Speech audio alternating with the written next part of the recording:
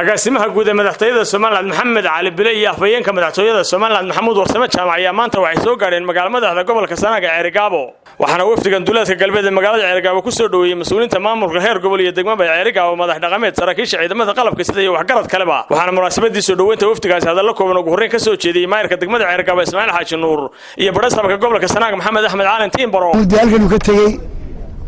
Maxamed Cali Bile waa kow sanadka cusub ayuu la socdaa maanta tariiba ugu dambeysay sanadka cusub la socdaa marka khayr buu hogaaminayaa nabadii ku yimi dawladana wax weyn buu sidaa waxaan ku leenahay Maxamed Cali Bile ku soo dhaw meesha wafdiga hogaaminaya Maxamed Cali Bile agaasimaha guud ee madaxtooyada afhayeenka madaxtooyada Maxamuud Warsame Jaamac waxaan leenahay soo dhawaada ku soo dhawaada gobolka Sanaag nimka cagaar ka dhignay يفتح لنا نوتنا وفتقوا ريونا يمدتي إن شاء الله قل بانو فرنا واحد بدل سده والنسول وينا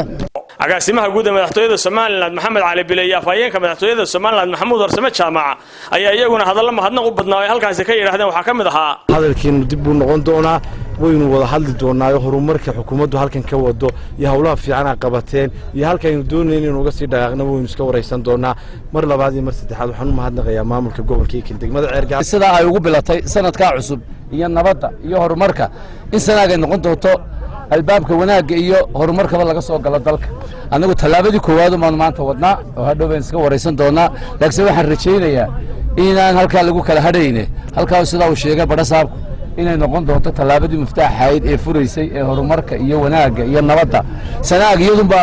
asal ahaan ummadeena halkan bay ka wada timid gobolka Sanaag waana halka lagu wada dambaynayaa nabadeedu iyo horumarkeedu dhinaca kalena agaasimaha madaxtooyada Maxamed Cali Bile iyo afhayeenka madaxtooyada Soomaaliland Maxamuud Warsame Jaamac ayaa si wada jira duuladka galbeed ee magaalada Ceerigaabo waxay uga dhagax dhigeen dhismaha xarunta madaxtooyada cusub ee gobolka Sanaag yeelan doono waxaana mar kale dhagax dhigga xaruntaasi madaxtooyada cusub ugu horreyn ka hadlay milkiilaha ku deeqay dhulka madaxtooyada cusub laga dhisi doono Ibrahim Axmed Kuutiye maayirka degmada Ceerigaabo Ismaaciil Xaaji Nuur iyo barasaabka gobolka Sanaag Maxamed Axmed Caalin Tiimbaro halkan waxaan ku bixinayaa oo ay weydiiyeen warsiisada gobolka barasaabka maayirka waayeelka guri gudoomiyaha gobolka halkii laga dhigi lahaa madaxtooyada ee Ceerigaabo maadaama inta ay ka soo hagaagtay horumarintii gobolka ana bixinaya waan siinaya laga bilaabo hadda iyaga ku wareejinaya dhulkaasi wuxuu dheeyahay 200 by 200 200 iyo 200 waxaan leenahay insha Allah Maxamuud Ibrahim miisaanka xasanaadka Allah kugu daro ninka dhisayna waxaan leenahay anigu waxaan doonayaa guri qiimo leh hadhow yeena dhismays ka wariman laba meelood ba waynu kaga yeedameen gobolada kan rooga cagaaran la gobolka kaliya aan lahayn baynu guriga madaxtooyada in ka soo dhowr gobolna la qabsay kuwiin la dadaha way dhisteen inaga ugu dambeynay sababtana waa garanaysaan alxamdulillah maanta oo sanad cusub inoo bilaabmay waxay inoo bilaabmay horumar isdaba jooga waxaynu leenahay aaniyaan soo alxamdulillah inadhaano Ibrahim qof dawaal helaa noocaas oo kala muwaadin isagu hantidiisa hora waa farku tirso dadkeenu wuxuun bay daba dhigaan aad baan kugu mahadinaynaa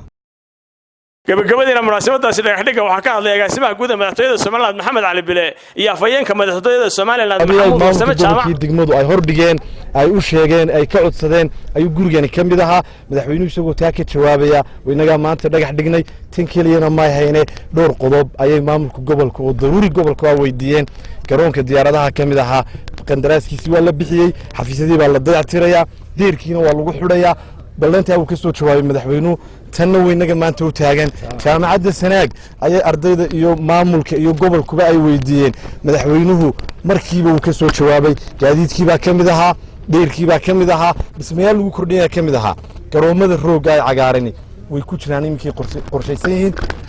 waxaanu dhagax dhignay waa albaabkii magaalada laga geliyay waxaan rajaynayaa sida